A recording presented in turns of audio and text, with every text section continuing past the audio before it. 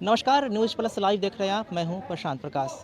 बिहार भर के अमीन आज प्रदर्शन पर उतारू हो गए। दरअसल 2019 में जो बहाली हुई थी 550 अमीनों की, उसमें से 400 अमीनों को सोमवार रात मेल के माध्यम से स्पष्टीकरण भेजने को कहा गया, जिसके बाद बिहार के विभिन्न हिस्सों से आए करीब 400 अमीन जो कार्यरत थे वह राजस्व सर्वे एवं प्रशिक्षण संस्थान के सामने लगातार प्रदर्शन कर रहे हैं। उनका कहना है कि जब 2 बार उनकी काउंसलिंग की गई, उसके बाद भी आखिर किस बात का स्पष्टीकरण अब उन्हें देना पड़ रहा है। करीब 1.5 साल से ये लगातार नौकरी कर रहे हैं। 1 साल की सैलरी इनके खाते में जा चुकी है और अब इन्हें स्पष्टीकरण देने को कहा गया है। इतना ही नहीं, 400 के बाद बचे 150 जो कर्मी अभी कार्यरत हैं, उन्हें भी मेल के माध्यम से स्पष्टीकरण दिए जाने की बात हो रही है, जिसको लेकर लगातार जो है बिहार के विभिन्न हिस्सों से आए अमीन यहाँ पे प्रदर्शन कर रहे हैं। आप देख सकते हैं किस तरह से बड़ी तादाद है, करीब 400 के आसपास विभिन्न हिस्सों से, बिहार के विभिन्न हिस्सों से आए अमीन यहाँ पे लगातार प्रदर्शन कर रहे हैं। हमारे साथ इन्हीं में से एक मौजूद है, इनसे हम जानते हैं कि क्यों, आखिर इनका प्रदर्शन का वजह क्या है और जो वैकेंसी था उसका क्या प्रारूप था 2019 में, और अभी जो स्पष्टीकरण मांगा जा रहा है वह क्यों मांगा जा रहा है, क्या वजह है? देखिए, हम लोग का बहाली जो है विज्ञापन संख्या 2/2019 के विरुद्ध हुआ है। उसमें सब बिहार के किसी भी मान्यता प्राप्त सरकारी संस्थान से अमानत का डिग्री या फिर ITI से सर्वेयर जो हो वो इस पद के लिए मतलब उपयुक्त था। लेकिन आज जो है 4 बार हम लोगों को काउंसलिंग में बुलाकर 15 सदस्यीय टीम के द्वारा जांच कराकर हम लोग 2 बार काउंसलिंग तो शुरुआत में हुआ, उसके बाद फिर जॉब के दौरान 4 बार काउंसलिंग। हाँ, 4 बार काउंसलिंग के बाद जो है सो हम लोग को रखा गया। फिर 1 महीना का विभागीय ट्रेनिंग भी मिला, उसमें एग्ज़ाम हुआ, उसको भी हम लोगों ने पास किया। उसके बाद विभिन्न मतलब बिहार के विभिन्न अंचलों में हम 487 अमीनों को पदस्थापित किया गया।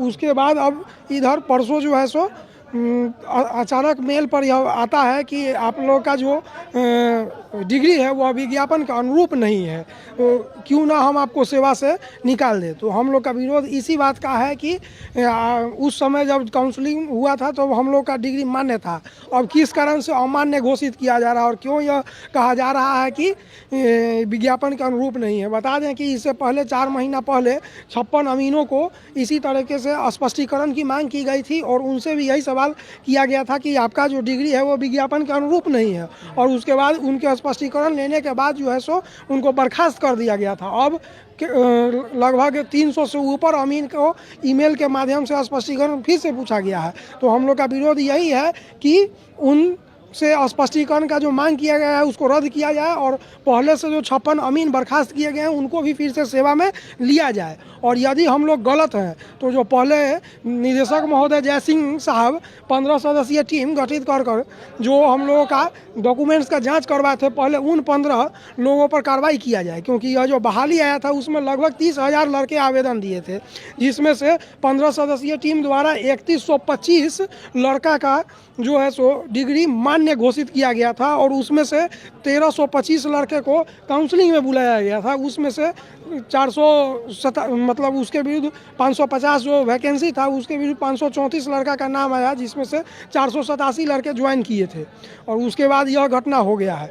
मैं आपको यह बात बता दूं कि हम लोग पर यह आरोप इसीलिए लगाया जा रहा है कि आप लोग का डिग्री अमान्य है, क्योंकि इससे मतलब बाद एक और बहाली परमानेंट 1767 अमीन का आया था, जिस पर हम लोगों ने केस कर दिया, जिसमें सिंगल बेंच में हम लोग सरकार को हरा भी दिए। उसमें वो बहाली कब आया था? वो 2019 के लास्ट में ही आया था, जिसमें सिर्फ योग्यता में इंटर पास रखा गया। तो हम लोग का विरोध यही था कि जब हम लोग अमानत करके कॉन्ट्रैक्ट पर मतलब काम कर रहे हैं तो परमानेंट में आप सिर्फ इंटर पास क्यों ले रहे हैं। तो सरकार यह साबित करने के फेरा में है कि किसी भी प्रकार से मैं यह साबित कर दूं कि हमारे पास कोई भी असली डिग्रीधारी नहीं है, जिस कारण से मुझे इंटर पास पर बहाली लेना पड़ रहा है।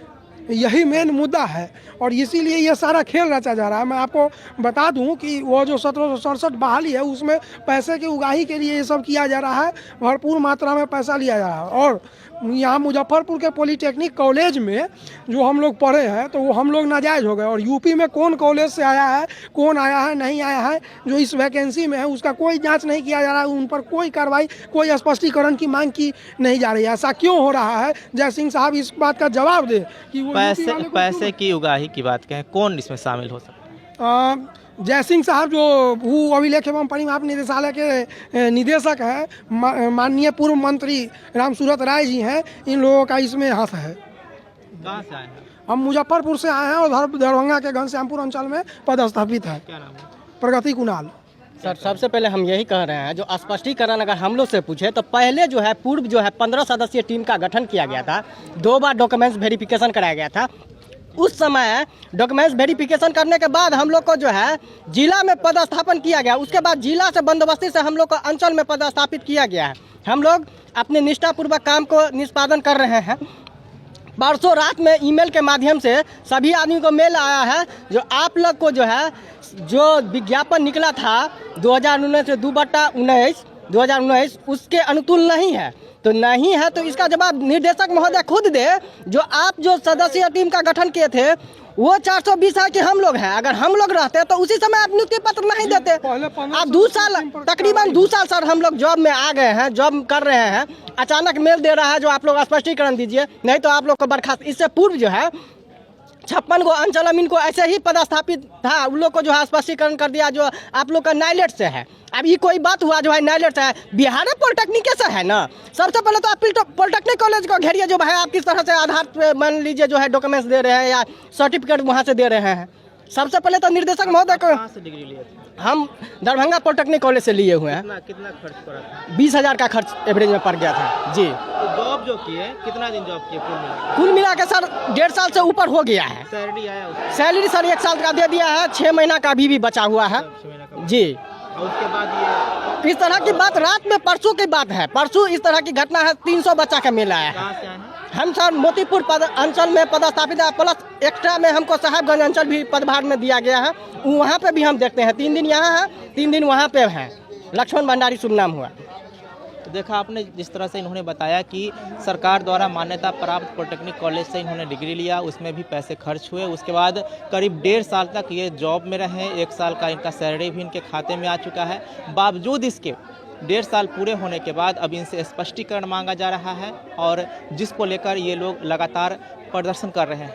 आपको और भी कुछ जो यहाँ पे मौजूद है अमीन उनसे आपको मिलवाते हैं और उनकी बात सुनवाते हैं कि किस तरह की समस्या है और जानने का प्रयास करते हैं कि क्या इन लोगों का प्रदर्शन है और ये प्रदर्शन आगे कहां तक जाएगा। 5/5/2022 को हम लोग को बर्खास्त कर दिया गया 56 अमीन को, यह कहते हुए कि आपका प्रमाण पत्र विज्ञापन के अनुरूप नहीं है।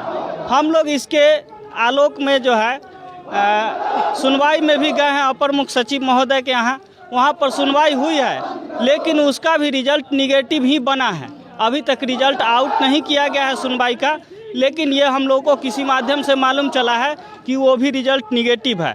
हम लोग को पूर्णतः निकाल दिया गया है। अब हम लोग कहाँ जाएंगे बेरोजगार होकर के। क्या नाम है? राघवेंद्र कुमार, कहाँ से आए हैं? मुजफ्फरपुर से। सर जब 2019 में वैकेंसी आया था तो उसमें मांगा गया था अमानत के डिग्री सरकारी मान्यता प्राप्त संस्थान से या ITI से सर्वे। तो हम लोग दरभंगा पॉलिटेक्निक कॉलेज, जितने भी सरकारी पॉलिटेक्निक कॉलेज हैं वहाँ से अमानत का कोर्स किए 6 मंथ का। उसके बाद फॉर्म भरे, ऑनलाइन स्कैनिंग करके उसके बाद 15 सदस्यीय टीम गठन करके 3125 का सर्टिफिकेट वैलिड किया। फिर उसमें 1250 का डॉक्यूमेंट वेरिफिकेशन हुआ, 3 बार डॉक्यूमेंट वेरिफिकेशन हुआ है। और उसके बाद फिर ज्वाइनिंग के समय फिर डॉक्यूमेंट लिया, 4 बार डॉक्यूमेंट लेते हैं। उसके बाद भी आपको पता नहीं चलता है ऐसे फर्जी डिग्री है या सही डिग्री है। हाँ, सैलरी से साल भर के मिला, 6 मंथ के बाकी है। हम गोपालगंज में बैकुंठपुर अंचल में पदस्थापित हैं, विश्व मोहन झा। अब हमारा हम लोग का जो बहाली हुआ है विज्ञापन संख्या 2/2019 है, जिसमें न्यूनतम योग्यता एवं अर्हता दिया हुआ है सरकारी मान्यता प्राप्त संस्थान से अमानत की डिग्री या ITI से सर्वेयर के प्रशिक्षण में सफल। इसमें गौर किया जाए, यहाँ पर कहीं भी नॉन फॉर्मल और फॉर्मल का यूज इसमें नहीं किया है। तो हम लोग जितने भी सारे स्टूडेंट हैं वो सब राज्य के विभिन्न सरकारी पॉलिटेक्निक कॉलेज से सर्वेयर का कोर्स किया है, कहीं पर 6 महीना का, कहीं पर 1 साल का। तो यहाँ देखा सोमवार को हम लोग को मेल के माध्यम से स्पष्टीकरण मांगा गया है कि आपका जो प्रमाण पत्र है विज्ञापन के अनुकूल नहीं है। इसका मतलब विभिन्न पॉलिटेक्निक कॉलेज में जो कोर्स चल रहा है बिहार सरकार का आंतरिक राजस्व सृजन योजना के तहत, तो सरकारी संस्था है, सरकार चलवा रही है, तो ये तो सरकार से मान्यता प्राप्त है। यही जय सिंह मैं कांटी अंचल में पदस्थापित हूँ, मुजफ्फरपुर जिला में। यही जय सिंह सर द्वारा हर एक पॉलिटेक्निक कॉलेज में ये अमानत की कोर्स चलाने के लिए मान्यता दी गई है, जो यहाँ पे बजाबते लेटर भी है, सर का दिया हुआ लेटर है। और फिर सर ही बता रहे हैं कि ये जो सर्टिफिकेट है वो गलत दिया जा रहा है। तो सर एक तरफ आप ही आदेश कर रहे हैं कॉलेज को। कोर्स किए थे आप, जी, कितना खर्च हुआ था? खर्च में कम से कम हम लोग का 20,000 रुपया खर्च है सर, जबकि हर एक पॉलिटेक्निक कॉलेज में ये कोर्स चलाया जा रहा है। अभी धड़ल्लों से लड़का जो है सो अमानत की कोर्स कर रही है और सरकार अपनी जेब को भर रही है, और वही फिर सर्टिफिकेट गलत बता रहे हैं। जब गलत था तो हम लोग को ज्वाइनिंग नहीं लेते। खुद जय सिंह सर के द्वारा चिट्ठी निर्गत की। स्पष्टीकरण तो वो लोग पे निकालता है ना। हाँ। 15 सदस्यीय टीम था, जब हम लोग के बहाली में 15 सदस्यीय टीम की गठित हुई थी और एक एक प्रमाण पत्र को अच्छे से जांच की गई थी। और तब जब एक बार नहीं, हम लोग काउंसलिंग 2 बार हुई, फर्स्ट टाइम और सेकंड टाइम। फर्स्ट टाइम करके मतलब उनको लोग का लगा कि ये गलत है, फिर पुनः किया, पुनः में भी गलत है। तो भाई आप किए क्या? आप जब गलत था तो उसी समय ज्वाइनिंग नहीं देते, आज ज्वाइनिंग करके आप फिर हटा रहे हैं। हम लोग के समाज में क्या स्थिति रहेगी? लोग हम लोग गंदी नज़र से देखेगी। हम लोग क्या करेंगे? हाँ, हम लोग आत्मदाह करेंगे, मरेंगे अब यहीं पे। पंकज कुमार शर्मा हुआ, दरभंगा से हैं। तो फिलहाल न्यूज़ प्लस लाइव के लिए इतना ही। दीजिए प्रशांत को इजाज़त। नमस्कार।